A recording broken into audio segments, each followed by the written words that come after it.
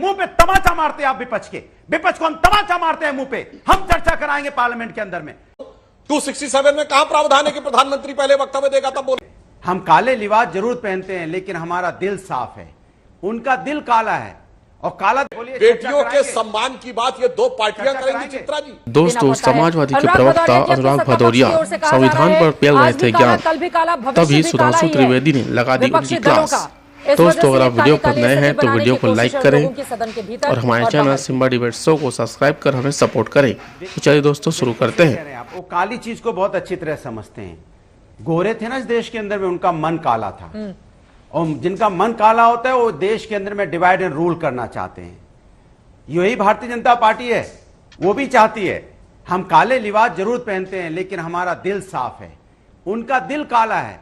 और काला दिल कैसे होता है आपने देखा? जब ये बात करते हैं, सुधांशु जी यहां बात क्या कर रहे हैं? 210 में चले गए, वो फोर्स में चले गए। आपसे पूछा जा रहा है कि मणिपुर की बेटी के साथ अन्याय हुआ है, इस पे आप चर्चा कराने की बात कीजिए, तो आप क्या कह रहे हैं कि विपक्ष जिम्मेदार है। अरे आप सारी मर्यादाएं आपने भूल गए हैं, सारी मर्यादाएं आपने लांघ दी हैं। देश की बेटी की बात हो रही है।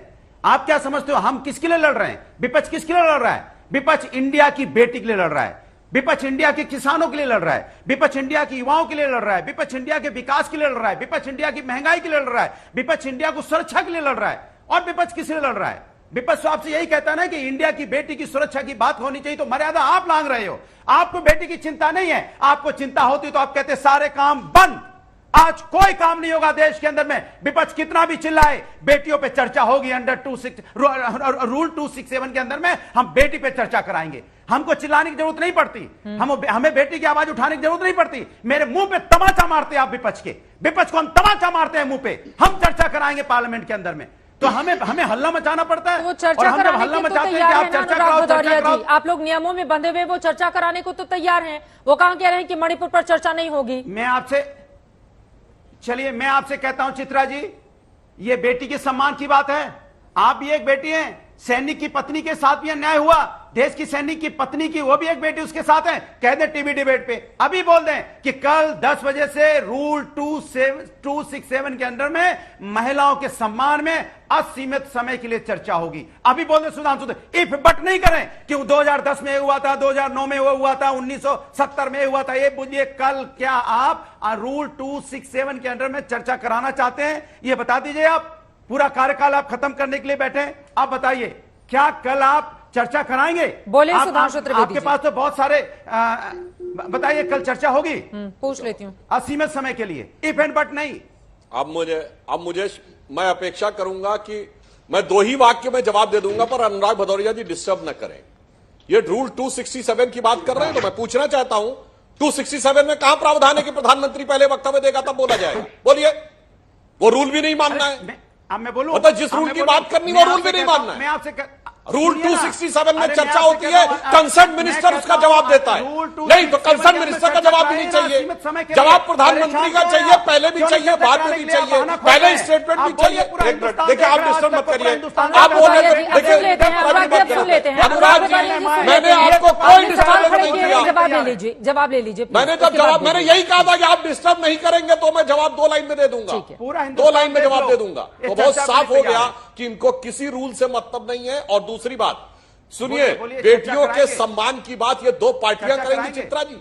एक जिसके नेता अब आ गए राजस्थान के मंत्री, एक मंत्री ये बोलते हैं कि बलात्कार इसलिए ज्यादा होते हैं कि राजस्थान मर्दों वाला प्रदेश, हिंदुस्तान है, राजस्थान और इनके नेता बोल चुके हैं कि बच्चों से गलती हो जाया करती है।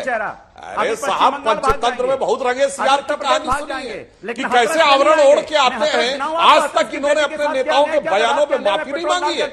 राजस्थान के मुख्यमंत्री कहते हैं 59% रेप के केस फर्जी होते हैं। उनका एक मंत्री कहता है बलात्कार इसलिए ज्यादा हो रहे हैं इसलिए मर्दों वाला प्रदेश है। और ये वो है कि जिन बच्चियों का रेप हुआ उन्होंने आत्महत्या कर ली, तो इनके नेताजी कहे थे कि लड़कों से गलती हो जाया करती है। इनके आजम खां कहे थे कि अनुराग जी प्लीज एक करके दोनों लोग बोलेंगे, समझ में नहीं आएगा। अनुराग भदौरिया जी एक सेकंड सर, हल्ला करने से नहीं। अगर वो नियमों का हवाला दे रहे हैं तो उसको आप समझेंगे ना। अगर नियम के तहत विपक्ष चर्चा कराने को तैयार है तो नियम में कहां ले, जो बातें वो कह रहे हैं वो बात तो समझ लीजिए, उसके बाद बोलिएगा प्लीज। 2 संसद के सदस्य हमारे साथ मौजूद हैं, उनको हमारे और आपके मुकाबले ज्यादा नियम पता है। प्लीज अनुराग जी, उनकी बात हो जाए उसके बाद आप बोलिएगा। बिल्कुल आपकी बात होगी, एक बार उनकी बात हो जाए। सुधांशु जी प्लीज, अनुराग भदौरिया जी बीच में मत बोलिएगा प्लीज। देखिए, मैंने नियम और नैतिकता दोनों की बात कह दी। नियम साफ ये कहता है कि 267 में चर्चा होती है तो चर्चा के बाद अंत में कंसर्न मिनिस्टर जवाब देता है, पर इन्हें वो भी स्वीकार नहीं है और ये कहते हैं पहले स्टेटमेंट होना चाहिए, फिर 267 में चर्चा होनी चाहिए और जो स्टेटमेंट दे प्रधानमंत्री वही जवाब देना चाहिए। इसका मतलब नियम भी नहीं मानना। और नैतिकता का मैंने जवाब दे दिया कि दोनों लोगों के मुख्यमंत्री ये शब्द बोल चुके हैं जो शर्मनाक है। भारत के इतिहास में महिलाओं और बलात्कार के पीड़ित महिलाओं के लिए सबसे भयानक, खतरनाक, घटिया बयान देने वाले लोग आज आकर ये आवरण ओढ़ रहे हैं। तो बहुत साफ है, नियम नैतिकता दोनों पे आपका चेहरा बेनकाब। प्रधानमंत्री जी वक्तव्य दें, स्पीकर साहब चाहते तो वक्तव्य दें। अनुराग भदौरिया जी एक सेकंड, पहले आप नियमों की बात करते हैं, उसके बाद आप कहेंगे सारी चीजें नहीं चलेंगी ना। अनुराग भदौरिया जी देखिए, अभी वर्तमान में जिस तरह की स्थिति बनी हुई है, मणिपुर का मुद्दा बेहद संवेदनशील है। दोनों को ही झुककर थोड़ा थोड़ा सदन की कार्रवाई को सुचारू रूप से चलाना चाहिए। वहां पर इस तरह का रवैया ठीक नहीं है, चाहे पक्ष का हो या विपक्ष का। अनुराग भदौरिया जी प्लीज। अब मैं